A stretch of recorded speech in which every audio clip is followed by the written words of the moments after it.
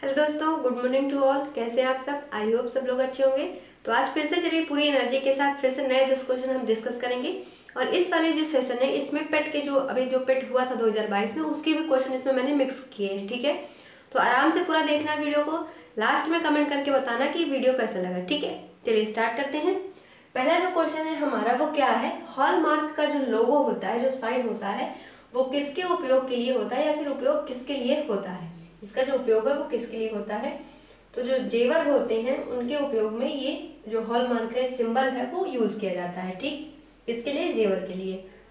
Next question, कृषि और ग्रामीण क्षेत्रों को वित्त पोषण करने वाली संस्था कौन सी है। मतलब कि जो रूरल एरियाज होते हैं वहां पर जो वित्त पोषण होती है वो कौन सी संस्था करती है। तो ये पूछा गया बैंक्स के क्षेत्र में, तो यहाँ पर आंसर हो जाएगा क्या, नाबार्ड।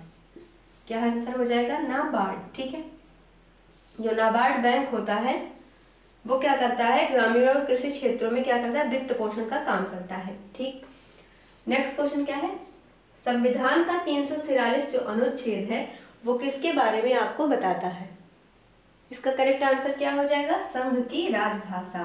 क्या बताती है, संघ की राजभाषा। ठीक, नेक्स्ट क्वेश्चन, धन विधेयक को परिभाषित करने वाला अनुच्छेद कौन सा है। धन विधेयक मतलब मनी बिल। मनी बिल के लिए पूछा गया कौन सा आर्टिकल है, तो आर्टिकल नंबर 110। ये किसके बारे में बताता है, मनी बिल के बारे में। ठीक है, जिसको हिंदी में बोलते हैं धन विधेयक। नेक्स्ट क्वेश्चन क्या है, ओजोन दिवस कब मनाया जाता है। तो ये मनाया जाता है कब, 16 सितंबर को। कब मनाया जाता है, 16 सितंबर को। ओजोन के लिए एक प्रोटोकॉल हुई थी जिसको हम बोलते हैं क्या, मॉन्ट्रियल प्रोटोकॉल।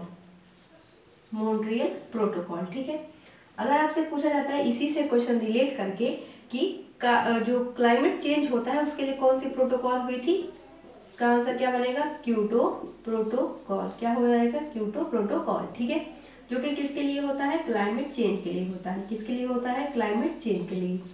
ठीक है, सारे क्वेश्चन पूछे गए हैं और इम्पोर्टेंट है, पूछे भी जाते हैं। ठीक है, तो इसको नोट करिए, फिर देखते हैं हम अगले 5 क्वेश्चन। ठीक है, चलिए देखिए नेक्स्ट जो क्वेश्चन है वो कौन कौन से हैं। छठा क्वेश्चन क्या है, वह कौन से आदर्श हैं जिन्हें राज्यों को नीतियों के निर्माण के समय ध्यान रखना चाहिए। ये क्वेश्चन मैंने आपको पढ़ाया है, मैंने ये बताया भी था और ये पेट में आया भी था क्वेश्चन को। ऐसी कौन सी नीतियाँ होती हैं, ऐसी कौन सी चीज़ें होती हैं जिनको जब राज्य सरकार अपने यहाँ नीति जो नियम है वो बनाती है तो उन नीतियों को उन्हें ध्यान रखकर ही कानून बनाने होते हैं। कुछ याद आया, क्या होता है, डीपीएसपी होता है, जिसका फुल फॉर्म क्या होता है, directive principles of state policy. Full form में ही अगर आप ध्यान दोगे तो पता चल जाएगा क्या बोला गया, डायरेक्टिव प्रिंसिपल्स, ठीक, ऑफ स्टेट पॉलिसी। समझ गए ना, क्वेश्चन में ही आंसर है। अब यहाँ जो डीपीएसपी होता है वो कहाँ से कहाँ तक होता है, 36 से लेकर 51 तक होता है। कौन से भाग में आता है ये डीपीएसपी, भाग 4 में आता है। ठीक है, डीपीएसपी का जो प्रोविजन है वो किस देश से हमारे यहाँ पर लिया गया है, तो आयरलैंड से लिया गया है। बस, इसके अलावा कौन से भी कोई, इसके अलावा छोटे मोटे एग्जाम में इसके अलावा क्वेश्चन नहीं बनते, या फिर इससे कुछ आर्टिकल पूछ लिए जाते हैं आपसे। ठीक है, तो याद रखिएगा, ऐसे धीरे धीरे हम सारे क्वेश्चन को पढ़ेंगे। इंद्रधनुष के 7 रंगों में कौन सा रंग नहीं आता है। ठीक है, यहाँ पे मैं लिख रही हूँ ट्रिक, याद रखना क्या है, विवग्योर।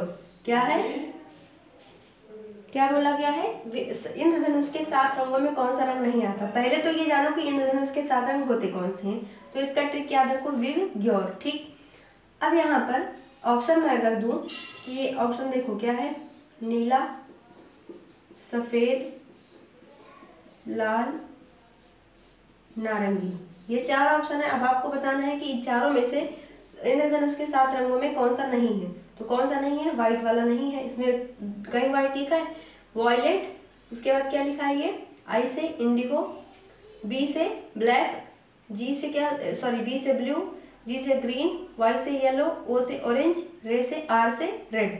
ठीक, ये 7 कलर होते हैं किसके, इंद्रधनुष के, इनमें से व्हाइट नहीं होता है। नेक्स्ट क्वेश्चन क्या है, सर्वोच्च न्यायालय के मुख्य न्यायाधीश की सेवानिवृत्ति की सही आयु क्या है।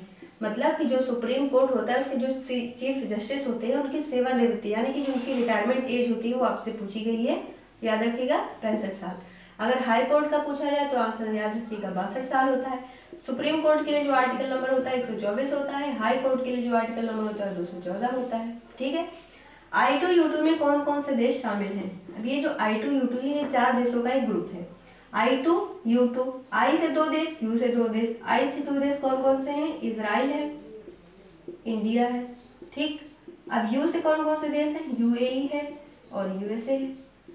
ये 2 देश हो गए I2U2, I से 2 देश, U से 2 देश। ठीक है, ऐसे इसको याद रखो। अब नेक्स्ट क्या आपसे पूछा जा रहा है, क्वाड क्या है? ये जो क्वाड है वो क्या है? इसका फुल फॉर्म याद रखो, क्या होता है? क्वाड्रिलेटरल। इसका फुल फॉर्म क्या होता है? Quadrilateral dialogues. क्या होता है? क्वाड्रिलेटरल डायलॉग्स क्या होता है? ठीक। अब इसमें कौन कौन से देश आते हैं? इसमें 4 देश आते हैं, इंडिया, जापान, USA और कौन आता है? ऑस्ट्रेलिया आता है।